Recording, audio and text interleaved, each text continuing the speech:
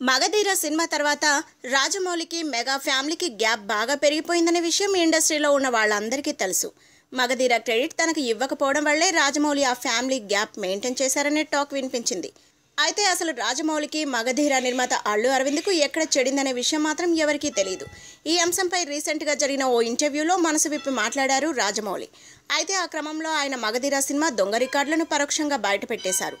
సింహాద్రి 175 రోజుల కోసం కొన్ని సెంటర్లు పెంచారని, అది తనకు నచ్చకపోవడంతో మగధీర విషయంలో చాలా చేయొద్దని ముందుగానే అల్లు అరవింద్కు చెప్పారట రాజమౌళి.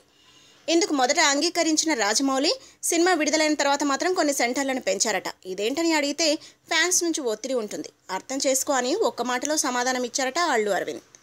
ఈ కారణంగానే తాను మగధీర 100 రోజుల ఫంక్షన్కి వెళ్ళలేదని దర్శక ధీరుడు క్లారిటీ ఇచ్చేశాడు.